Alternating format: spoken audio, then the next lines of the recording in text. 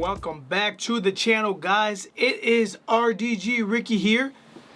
We are going to talk about the Stefon Diggs trade to the Buffalo Bills. Guys, ecstatic is not even the word to explain how happy I am as a Bills fan to be talking about this. I had let this marinate all week, and I wanted to gather all my thoughts carefully before presenting to you guys how I feel, and we're gonna go over this trade. But before I go into this trade, I need you guys to do me one solid and repeat after me.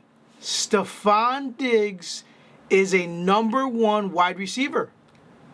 Stefon Diggs is a #1 wide receiver. Because some of you guys, for whatever reason, are saying that he isn't. Get yourselves checks. I'm telling you, get checked. So, the details of this trade. So, the Minnesota Vikings trade Stefon Diggs along with a 7th round pick this year to the Buffalo Bills. In return, the Buffalo Bills, they go on, they give the Minnesota Vikings the number 22 overall pick, a 2020 5th round pick, a 2020 6th round pick, and a 2021 4th round pick. I love the trade. If I can say it again, I will. I love the trade. I think it bodes well for both teams. Let's talk about why it's good for the Minnesota Vikings first. It's a good trade in the fact that you're getting rid of a player that you like, you probably didn't want to get rid of, but honestly, it probably had to be done.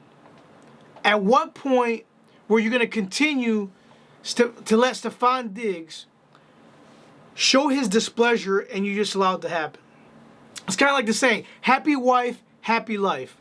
You can't say that about that, but it's still a marriage. A player in a team, that's a marriage that occurs. You know, just like you got the marriage license, you got the contractual document. You know, it's the same concept. So how long was the Minnesota Vikings going to allow it to happen? Probably not very long, right? So they go ahead and they get that number 22 overall pick when they can do whatever the hell they please with it, right? They can, you know, whatever they have, whatever hole. They can draft another receiver if they would like to replace him. You know, it is a receiver-heavy draft class this year with a lot of elite talent. And then the other picks they get, the 5th and the 6th and the 4th in 2021, that is just all roster depth, shot in the dark, that you never know. They can get themselves some good, like I said, good depth. Whatever they need to do, they can fill the holes that the roster has that they didn't fill in free agency. They weren't that busy in free agency. So I'm sure they're going to turn to the draft and with their draft capital and make that happen, change that up. Let's look to see why it's great for the Buffalo Bills other than them getting a #1 receiver. The Buffalo Bills, for the people, I've been seeing this argument quite a bit. For the people saying it's stupid, it doesn't look good, it's not good, they gave up way too much for one guy. They gave up way too many picks. That's the problem. You're looking at it from a standpoint of you're giving up too many draft picks. Oh, you're giving up four draft picks for one player. Guys, there's a premium you have to pay. In this world, everything has a price that needs to be paid. Now, we need to stop comparing this trade to DeAndre Hopkins to the Cardinals. Because we all know Bill O'Brien is out of his head. He's insane. He's an idiot. He's not a very good evaluator of talent. And he's even worse as a GM. The guy, I don't even understand. The guy is football sick in the head. He's... You know, I think that move, DeAndre Hopkins to the Cardinals, was a personal vendetta move. You know, there's been reports that something was said, that Bill O'Brien said something about baby mamas to DeAndre Hopkins. Even though DeAndre Hopkins is downplaying it, it was said either way, we all know Bill O'Brien's an idiot. Not everybody can be that stupid, give away a premium player, and get shit in return. That's fantasy. That doesn't happen every day. That's not the norm. So let's please stop comparing this trade to that, because it's a bullshit take.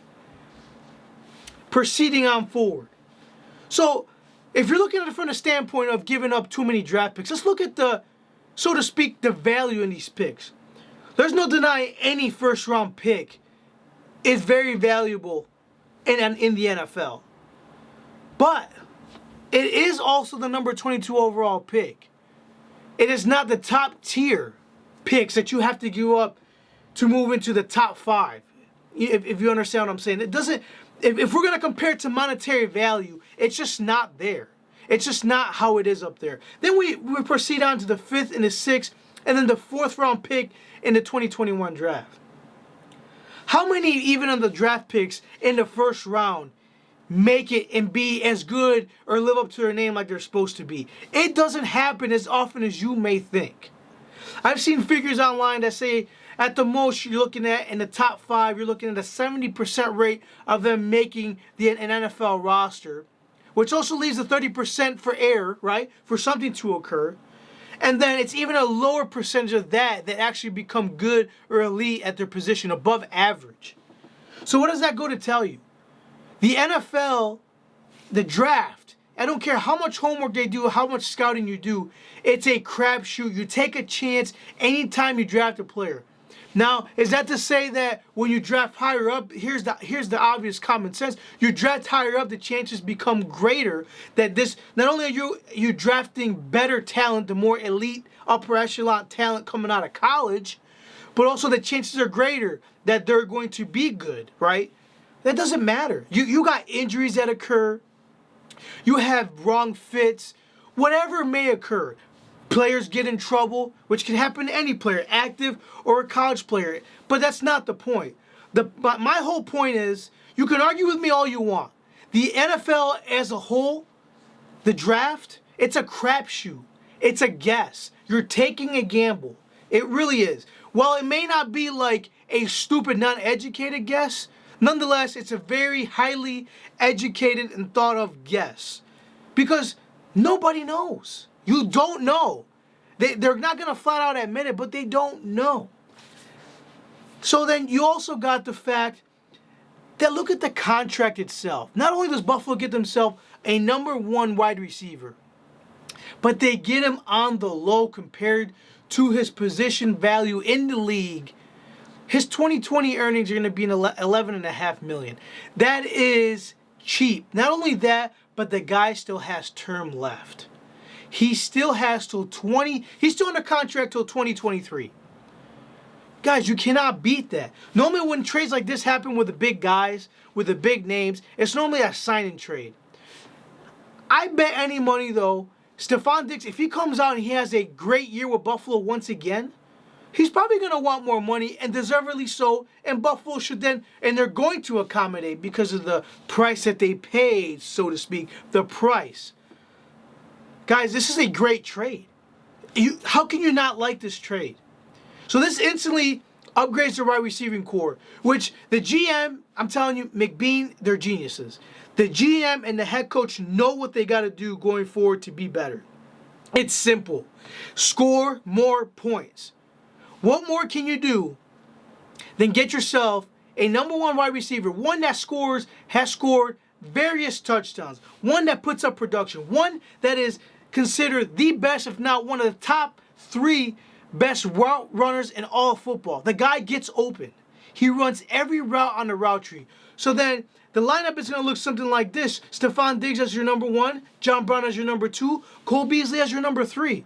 Then you got Dawson Knox, and then whoever you have behind that. That is great. You have a core of wide receivers that they are good at getting open. Good route runners create separation. You can't beat that. You can't do any better than that as far as helping out your young quarterback to help him take that next step to the next level. This is a great trade. It is one that's mutually beneficial to both parties involved in the trade. And once again, great job, Brandon Beane, on getting Stefon Diggs. That is great. Moves like this, you just don't see every day in a small market like Buffalo. But more and more are they proving you guys need to watch out. Put the league on notice. They're going for it. The window's opening, and I love it. Thank you guys for watching. I'll see you guys on the next video. Stay tuned for more. See ya.